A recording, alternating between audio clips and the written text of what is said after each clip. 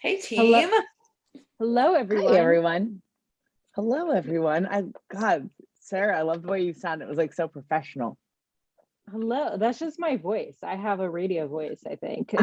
You totally do. I was listening to your But a TV face. No. hell yeah, that OnlyFans It's cute. body. I was listening to your podcast with Mark last night. So good. Yay, I'm glad you liked it. Yeah, I'm excited to have Unnamed and Untamed actually have an intro here. Yeah. Yeah. How are we kicking this off?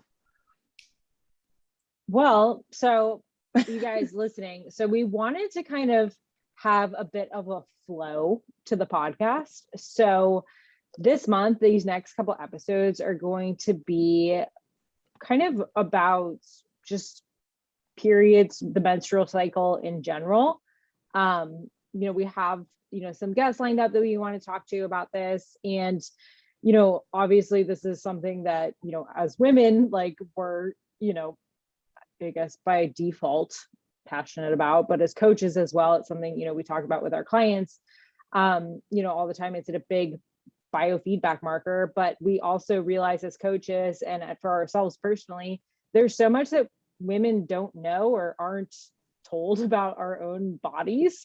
So we thought it would be good to just have a good discussion about what the menstrual cycle is and kind of different topics within that. Yeah.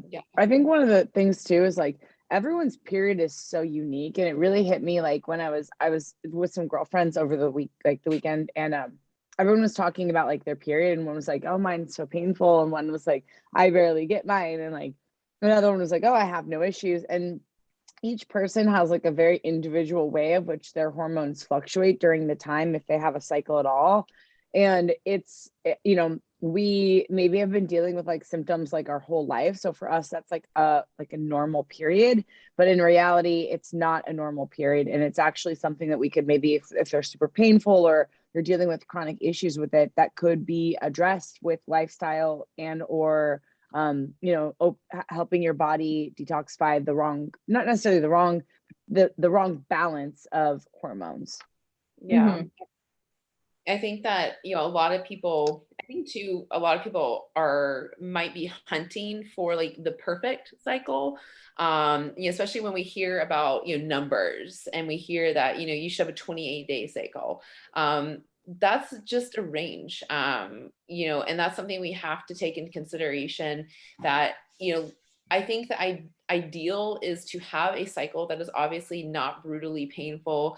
You're not having, profuse bleeding through the night where you're, soaking your sheets and, bleeding through your clothes.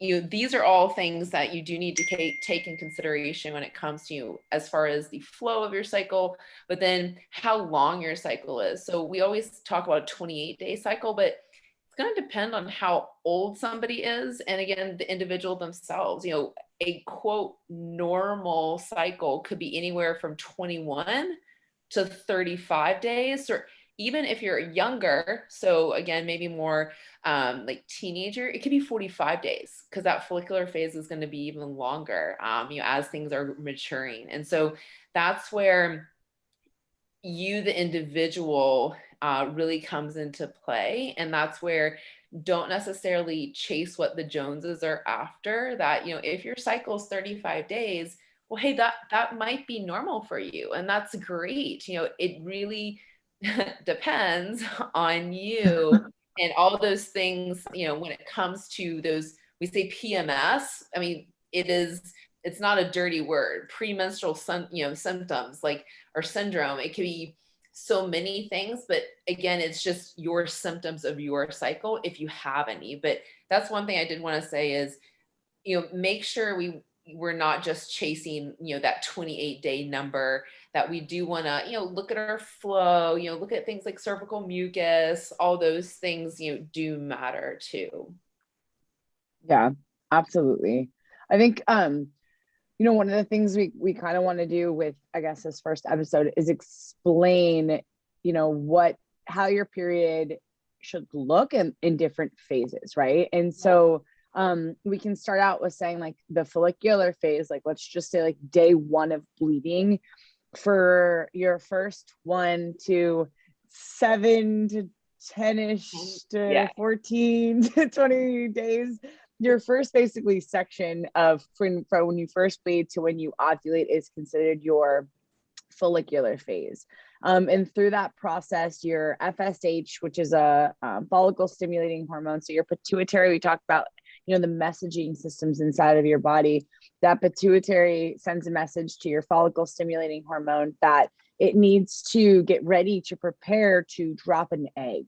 And from there, LH levels start to go up, progesterone or LH levels start to get signaled from the brain.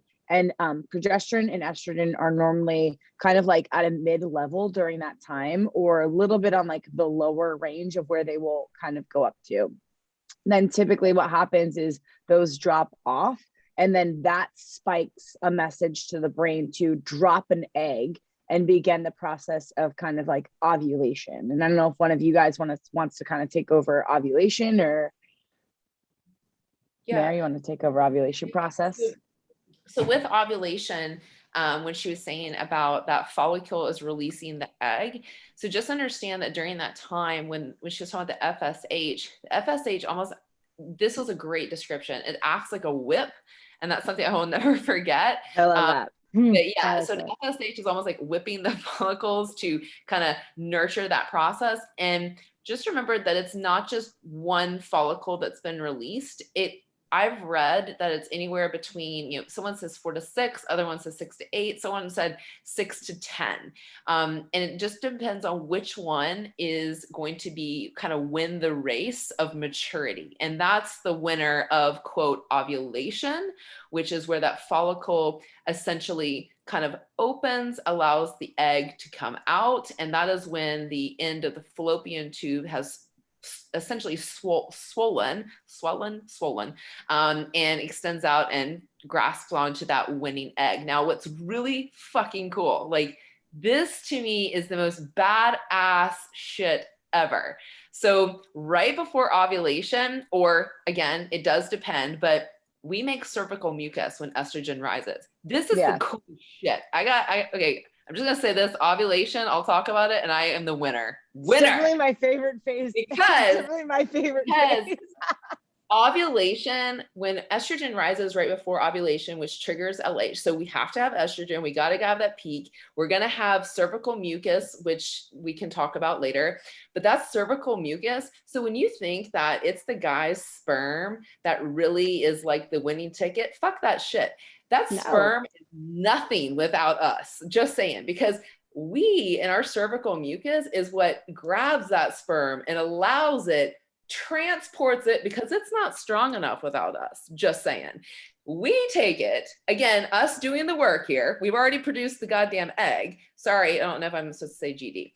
We've already produced the egg. We've done all the work. Now we're producing mucus to help transport this sucker. Yeah. To the egg so it can get fertilized. That's awesome. But not only that, so we release the egg, and this follicle, I almost think of it as like a balloon or a circle that and then this is how my brain thinks of it. It might be completely wrong, but it then morphs into this whole new fully like vesicle structure, like in like a matter of hours. Who the fuck can do that? Us women, of course.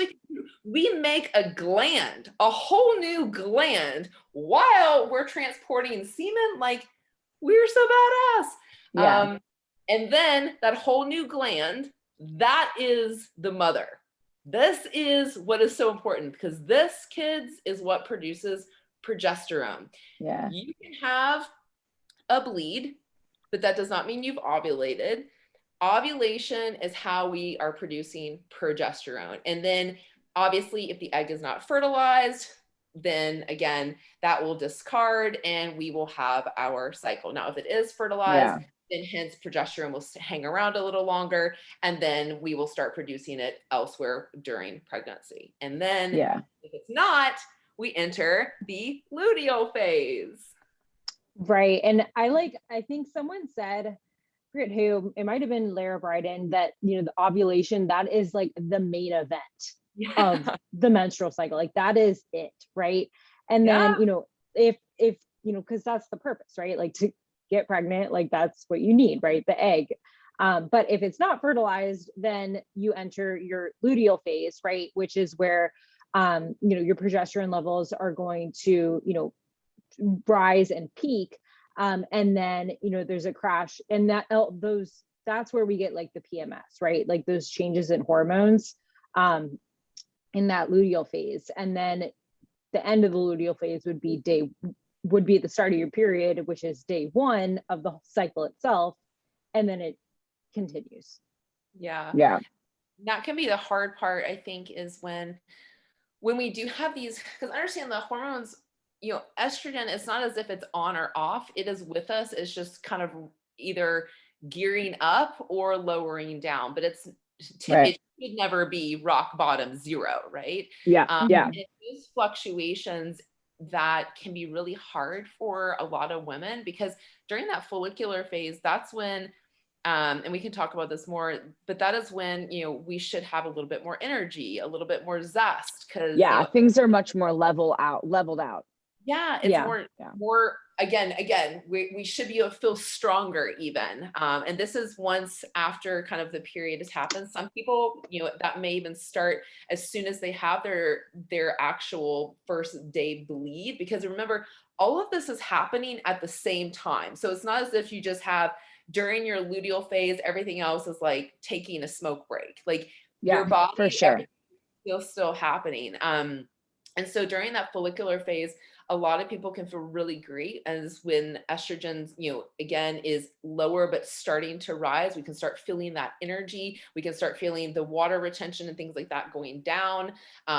Here again, better control with like mood, more stable moods. You're also going to have like more, like she said, that stronger, more productive, like almost like focus, you know, where you're like, I'm a fucking badass, like almost like that feminine strength, you know what I'm talking about? Where you're like, I'm a fucking queen right now. That's how it should feel during that time.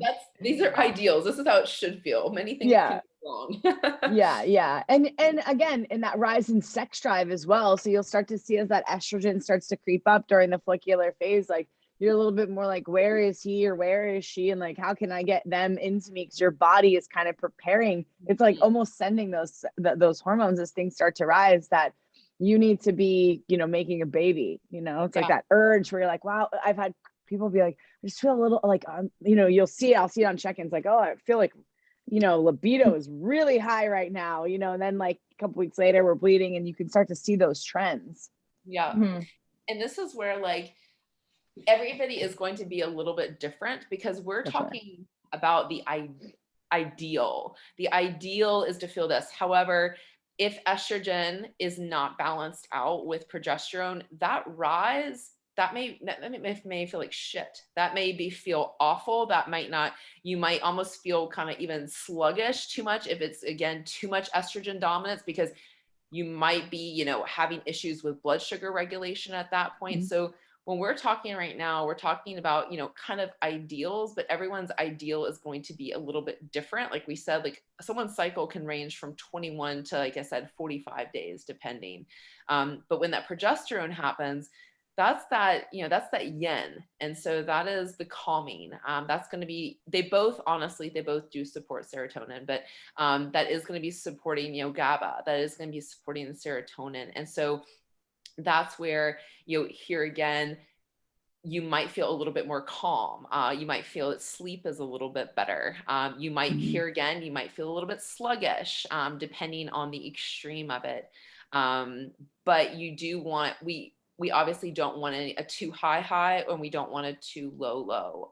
But those things can happen, unfortunately. And that's where tracking your symptoms, tracking the length of your cycle, tracking if anything's changed, because when we are talking about ovulation and that moment, you know, that is literally one day, to get to that point, I've always read that it would took about 100 days, but I actually recently read that someone predicted it was 175 days.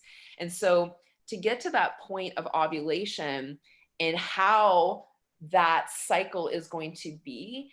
Anything that happened along the way of those 100 days, or at this case 175 days, anything that happens. So if you had major dieting, if you were sick, if you underate, if you ate like shit, if sleep was horrible, any emotional trauma, anything that happened along the way, anything can affect the cycle that you're having now. And I think that that's often very hard for a lot of women to realize when they're this cycle isn't going well, or we're having a shitty this cycle, is to say, okay, hey, listen, we kind of got to look at the last almost. It's not what you did last week. It's what you did up to maybe 6 months, ago or longer. Especially coming out of prep, and if you're coming out of those situations, or we just talked about coming off birth control. Mm-hmm. Mm-hmm. Yeah, exactly. For sure. Even being sick. And that's why, I think this podcast is important, understanding these different phases, just even if you're just understanding what is happening, and give them each a name. Because I remember when I was younger, when my mom was talking to me about, puberty and things like that, she would tell me track your cycle, but it was not to this level. It was track your period, okay, this is your period, but that was it, but that's not the cycle. We say menstrual cycle, we don't mean when you're bleeding. Yeah. Exactly. There's so much that leads up to that and then comes after that. And I think one of the things that's super beneficial that I'll have clients that are dealing with serious issues or even just discomfort is start to track their cycle using the Clue app, where we're even tracking things like cervical mucus and sex drive and energy throughout the day, or carb cravings, because your body's going to be processing food a little bit different during those times too. Normally during your follicular phase, you're a little bit more manageable with your hunger and you're processing carbohydrates a little bit better. Whereas in your luteal phase, you may be a little bit more, dealing with a little bit more issues being sensitive to carbohydrates. Training volume can kind of go down. You're not feeling as powerful and as strong during those phases. So maybe even preferencing more of fats during that time can be super beneficial. Maybe even moving cardio, you may be more of a HIIT, more intense cardio person during the follicular phase, and then utilizing stuff lists during or light walks, maybe a light bike ride during your luteal phase can be beneficial as well. Yeah. So with that, the really cool thing that does happen after ovulation, we do start to produce progesterone that Sonia was alluding to there. And this is here again, tracking. I do like the Clue app. When tracking, looking at our basal body temperature. So that is a way. Now, a lot of people think that you're going to see this massive jump. No, it's going to be literally 0.4, 0.2 of a jump.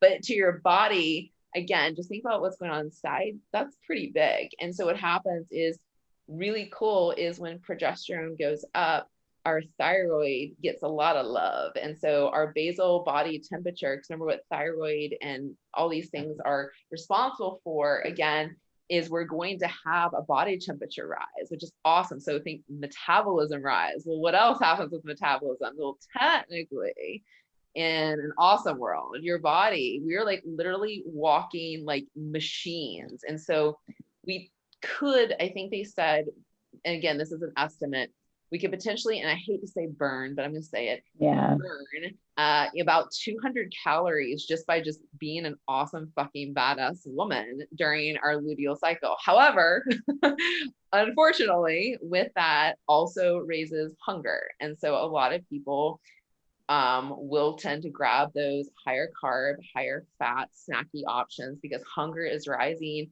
You're looking for, that sexual activity and fuel for it. And so a lot of women, end up negating that extra 200 calories that we technically, could be utilizing. So that's another really cool thing about what happens if you're ovulating. So, yeah.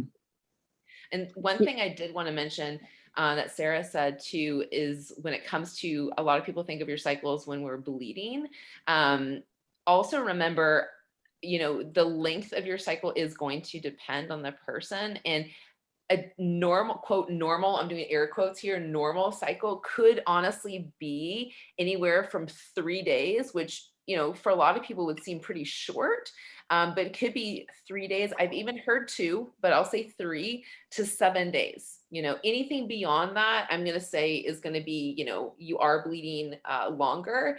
But here again, looking at what else is going on, because that's when you do need to look at thyroid. You do need to look at, here again, how long was your follicular phase? Because if that was a long cycle, then it might be, you know, again, a little bit more estrogen dominance. And so you might have a little bit of a longer cycle. But yeah, so looking at how long you are bleeding, which is not your cycle, that is just menstruation. And then how long from that day 1 that Sarah mentioned to your next day 1 is your full cycle. And then with labs, we like to actually get lab work done in, quote, the luteal phase. And you'll hear a lot of folks say day 19 to 22. That's not because you ovulate in day 19 through 22. It's because you've already ovulated, and we want to see the fruits of that labor. Okay. We don't want to see it when it's just happened. We want to see it as progesterone is rising and estrogen is declining. And then we want to be able to see the ratio of those during that time. So it's not that looking at your FSH like during day, you know, 3 or something, like that's not, it's not that that's not important. It just depends on what you are looking at. So perhaps for most people, taking just all your labs during that day 19 through 22 is just going to be more efficient. However, if you are going to look at specific markers, that's when it might matter to say, get maybe 1 or 2 labs in your follicular phase, but that's going to be more kind of case specific. Yeah. And sometimes you'll see too, like if like you also, like she was saying, like that 3-ish to 7 days, like you're having even 4, you know, 3 to 4 days, and they're like very, very light, like periods where they're like, oh, well, like I'm just wearing like a panty liner, and like it just, that's also not normal. Like you also, because that could be a big sign of like low estrogen actually, and that your system, like the thickening of your uterine lining isn't happening, that your egg isn't turning into the corpus luteum, like that there's like some different things that could be. So like she said, it's like you kind of want to, if you're, think about it as like a pie chart, and like if you're, or like a meter, right? Like I was just thinking like a Dutch test, right? But if you kind of want to be like in the middle, if you're drastically like one side versus another side, it's probably a good indicator that something is either happening inside of your body that is trying to signal, or that something has happened and your body is trying to recover from it. So like sometimes you'll see this like coming out of prep or following like very low fat diets, that cycles will be very, very light bleeds, maybe 1 or 2 days at all. Normally you won't see somebody coming from, you know, very low fat, like dieting, with all of a sudden just a super heavy bleed. Normally trickles in like little bits as their estrogen and progesterone start to come back into play. So if you're somebody who chronically has those lighter periods, it's definitely something to start to look at, because it could be a signal of things to come and something that you could prevent down the line. Yeah, 100%. Cool. You touched on the cervical mucus earlier. Like I feel like that would be something to talk about, because like most of them are like, it's like an ew thing, but like no, it's like an informative thing. And go ahead. So with the cervical mucus, here again, so a lot of people talk about fertility awareness methods, and so, you know, tracking cervical mucus, you know, tracking basal body temperature are methods, but just understand when it comes to cervical mucus, as with anything, like we've said, you know, with your follicular cycle, your luteal, or the number of days of your cycle, or the amount of days that you're actually menstruating, there can be changes with that. And so technically what should happen is as estrogen rises, then we should see cervical mucus presenting. However, I will just caution that cervical mucus can present itself at other times. For example, if you, I'm not going to say defect, but if say there's just a disruption in your cycle, like we talked about, and you're going to have a longer follicular phase, what can happen? So say if there's a stressor, or say you dieted, or say there's an emotional is you can kind of get, oh, I wish people could see me, but whatever. You can actually get this almost like start, stop, start, stop. So estrogen rise, and then we might see cervical mucus, and then it'll drop, and then, oh, we're not ready yet. And then we'll see it rise and we'll see cervical mucus. So it can almost be a false sense. So just be careful of that. But cervical mucus should be almost like egg white, sticky, more clear-ish. Again, maybe just a little bit of creamy color to it, and that you'll see that in your panties or, you know, whatever you're wearing, or if you don't choose to wear them, that's fine. And it should not be, like, none of us wear panties. I'm looking at my boyfriend's beard. Nice, I'm looking at my boyfriend's beard. Are we being open here? So anyway, you should see this tacky substance. If you are seeing like white, thick, green, things like that, I would check that out. So it should not be a thick, dry, smelly. That would not be a cervical mucus. That could be like yeast, but it should be like egg white, sticky. And that would be a sign that hypothetically, we should be preparing for ovulation is going to be happening. Ovulation. Yeah. Cause like Mary was kind of explaining in the very beginning, like, and it's going to change, right? Like you're going to go like right after your period. It's very like, dry. And again, everyone's going to be a little different actually. So, like I was geeking out about this like a while ago, and there's like a website, I forget what it's called, but like there's like pictures of different cervical mucus. It's like a cervical mucus like database that women have uploaded. And it's just like pictures of like their finger like holding like the mucus, right? And you can compare, because everyone's sticky or everyone's egg white is going to look different. Different. Exactly. So again, getting to know your body is important here, but kind of like Meredith was saying before, that cervical mucus, that's fertile mucus. That egg white-ish mucus is fertile mucus. And that's what shuttles the sperm to your egg and helps you get pregnant if that's the goal.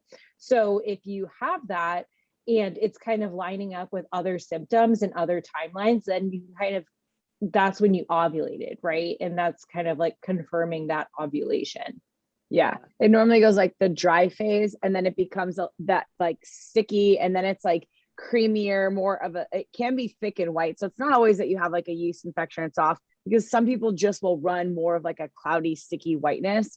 And if it's clumpy, now that's a whole different story. And then you have more of like the creamy phase where it's like a creamy, and then it becomes egg whitey. So it's almost like she was saying, it's like, it's like cement in there, and then we're like, no sperm are getting through. And then we're like, okay, we're going to start to thin this out a little bit to give you more of like a pathway to slide in and out. And like, those are my favorite days. And you can check this, like you can check it when you like on your underwear, if you're doing that, or like with your finger. When your finger, or when you're wiping, whatever.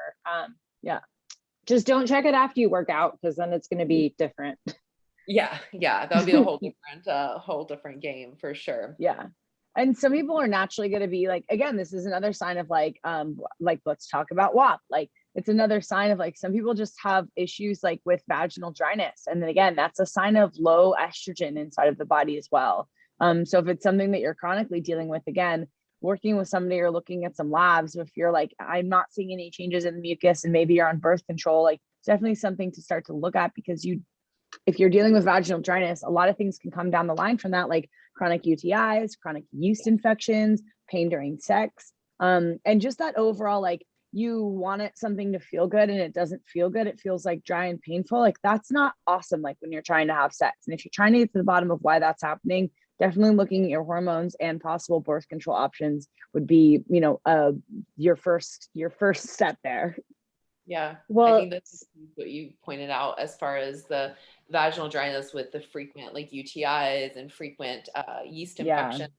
So that's something for folks to remember, that, it's just, if sex is painful, that there is more to that, and that there could be more ramifications of that. And that's something to look into. And you are very legitimate and warranted to have a concern. And if anybody dismisses you on that or tells you, I've sadly had a client told that they just need to, you know, lay down and visualize it better. And I'm sorry if it hurts.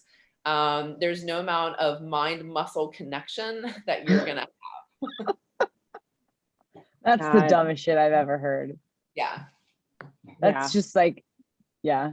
When it comes to sex, there's definitely a mental aspect, especially as women, like we've talked about this before. But I think that there's also a physical side to things. So it's like, it's not always that it's hormones and it's not always that it's relationship. You know what I mean? Like, I remember my doctor was like, you know, my hormones are completely tanked out. And I was like, it hurts during sex. And she's like, well, what about trying a different position?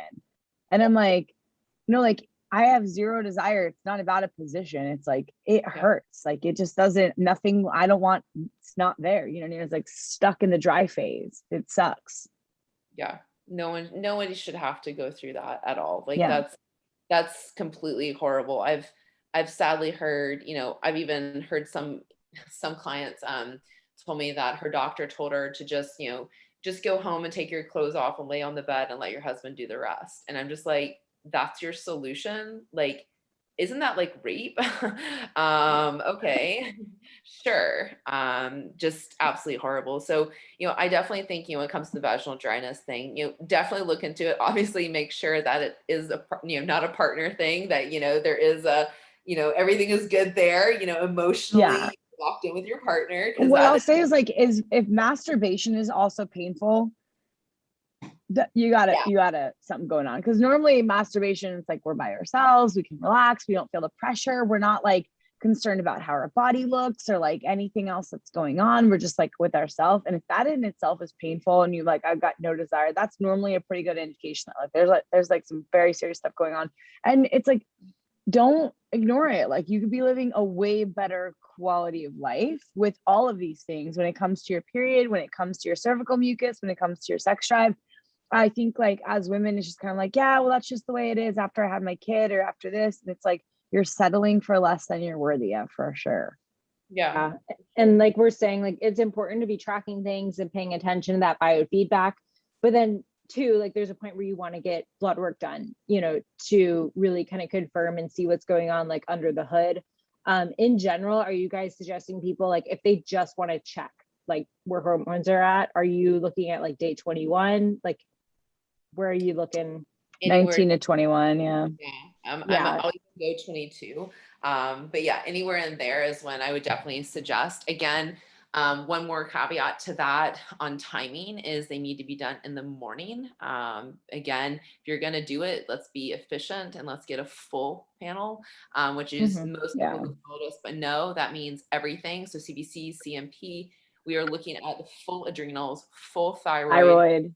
Yeah. And understand that, you know, here again with the adrenals, cortisol is going to be highest in the morning. So we want to see everything at its most shiniest. So we want to see cortisol at its best. We want to see testosterone, which is going to be higher in the morning. We want to see it at its shiniest. And same with that estrogen and progesterone, fasted insulin, all those things. You know, another part I'll say, you know, as far as the length of our cycles between that, we were saying, you know, 21 days to 45 days, depending on our age, is going from adolescence to starting to become, you know, a more mature adult. This is where we are going to see what we've kind of coined the second puberty is going to be happening. And so that's when perimenopause very much can feel like you are in, you know, pubescence again, and basically going through maturity again, because your body is going to be changing. So that can actually, going back to when you were going through puberty and how your periods were or were not, can almost be a little bit of an indication of what things might be like going through, you know, perimenopause and then menopause. Because here again, perimenopause can last for like 10 to 12 years. And we can have, you know, great, you know, months where everything is like super duper awesome. Things are, quote, on time. But then we could have 2 months where it is like literally a shit show. Like when they say it's a roller coaster, it's not that it needs to be like, you know, you're like bridezilla type of person during that time, but it can feel that way. It can feel like you were awesome. And then what the fuck just happened? There is ways to mitigate that. Here again, I'm going to always go back to lifestyle, mindset. Yeah. those are going to be huge drivers. But here again, tracking your cycle and knowing what is normal and what is not. I have plenty of women who are starting to enter that time where periods are getting heavy again. So think about what we were saying earlier, when, you know, you are going through puberty, you will have, during our time, everybody will have an ovulatory cycle, which means you have not ovulated. You maybe have bled, but you did not necessarily ovulate. So having an ovulatory cycle is, I would say, typical, but to make that, you know, normal, that is not normal. We always want to make sure that we are ovulating, that as the rule, right? But that can start to happen as we start to enter that perimenopause, where perhaps our cycles they will get longer and then they'll get shorter, meaning like the actual length from like the day, you know, 21 to 45. And so we will have that flux in there.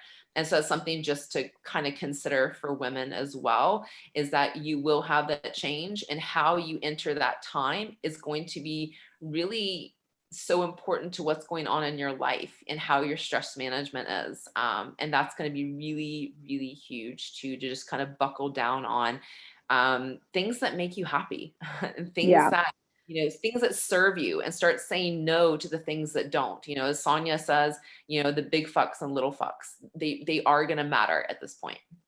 Yeah. I think lifestyle is huge. And then like that's obviously something all of us preach before anything else. And on the supplement side of things, like what are some things that you guys like to add in? I am huge on fish oils and magnesium during PMS, calcium bicarbonate, also another one I really like to use. If somebody's dealing with a little bit more estrogen dominance issues, typically like either some DIM or Estrocort from New Ethics. What are some ones that you guys like to add in for people dealing with PMS symptoms? Yeah, magnesium's a favorite for me too. I would say, I guess this is not supplement wise, but I'm kind of looking like food choices, like let's keep it like low, like anti-inflammatory, like maybe dark leafy greens. Yeah, like add in, and it's less about taking away and more so like adding in and giving space for those foods. So like, you know, like you know, oatmeal, like, you know, like like that's the thing too, like because like we were talking about before, PMS, your cravings, right? So like what can we take maybe that's like a healthier option, like some protein powder with like, you know, whey protein isolate, and make chocolate oats, and you know, whatever, maybe some dark chocolate, like extra dark chocolate for magnesium in there. You know, like what can we do that's like a healthier, like kind of craving buster, and also gonna maybe be pack in some more micronutrients. That's going to be, honestly, you know, I'm going to agree. Food quality is going to be huge, because remember that food quality is going to be driving our processes and what's going to be feeding our hormones. So food quality, sleep quality. As far as supplements, I absolutely love magnesium biglycinate. Again, matters if you're having issues with constipation, perhaps citrate in an isolated form or in an isolated setting would be good. But again, I don't recommend that being your long-term, get to the root of the cause. But for, you know, PMS specific hormones, I love magnesium biglycinate. There is, I think, a threorate, I think that's how you say it, is crosses the blood-brain barrier, but I do like bisglycinate just because there's a really good trimag too that works really well. I think Integrative Therapeutics is the shit. Fish oils again is awesome. I like quality. Make sure they're quality. You want to pay for that one, guys, not Costco. Not Costco. Primrose oil is also really great, especially in the luteal phase. I like that. Here again, I'm gonna save like the chasteberries and all that for isolated situations, to be honest. I'm gonna save the DIM and things like that. Again, it's gonna depend. Those other things are gonna matter to me a lot more. Making sure you're drinking water. And I know that this one is gonna suck. But ladies, as you age, and when I say age, I'm talking like even when you're in 20s and your 30s, because understanding we're always aging, you got to kick the alcohol. I'm sorry, I hate to be the party buster, but the wine consistently, the alcohol consistently is not serving if you have any PMS symptoms. It's not doing you a lot of favors. And one thing I'll notice, like I would say that's about like month 3 working with a new client, like just general like lifestyle client, or like that's like one of the first things I'll start reporting is like, wow, like this period, it was like kind of no big deal. Like I didn't have crazy cravings. Like I just like my cramps weren't My that skin was bad. kind of normal. Yeah. That's from like eating healthy, drinking your water, like moving your body in a healthy way, sweating, natural detox, like working, you know, Yeah. like all of that is just a side effect of being healthy, not having less side effects. The boring stuff. I know I think a lot of people are looking for the thing, and the thing is to live a life of, you know, wellness. And that is, you know, with the food that we consume that drives the functions of our body, as well as the relationships we consume, you know, as far as the people we interact with. Or if you're constantly interacting with people that drives up your stress and makes you feel like shit, and or even Debbie Downers that are just negative or constantly bitching or constantly want to talk about people, like honestly, that shit, that will affect you, and that will make your hormonal quote, you know, systems a wreck right then and there, because everything is connected. So it's so much about what we consume, which is the food and our relationships, you know, that surround us. So that's something to think about too. Yeah. 100.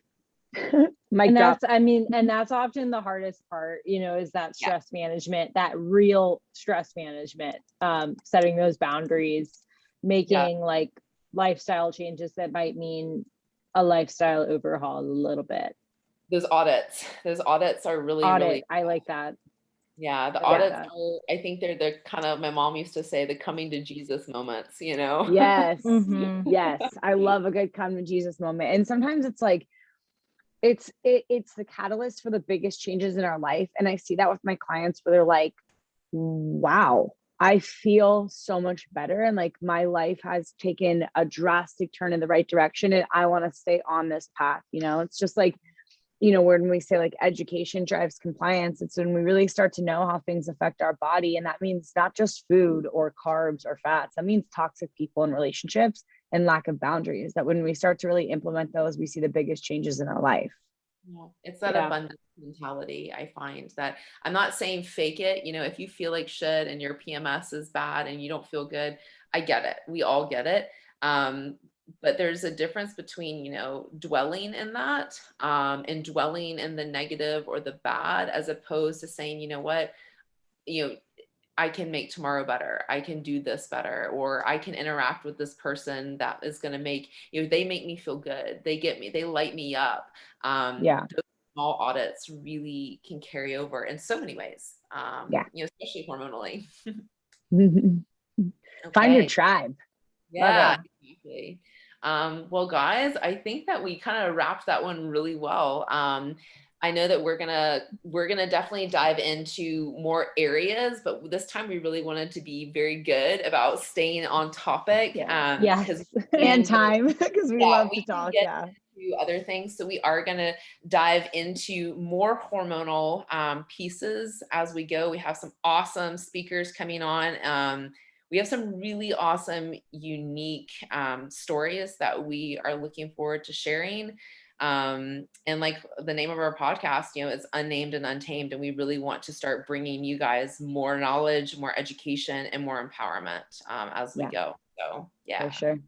Amen. All right, guys, have an awesome rest of your week. And we are, hey, if you guys like us, share us, drop us on Instagram, tag us all, leave a review. And we'll see you guys next episode. Yeah. Bye, guys. Bye.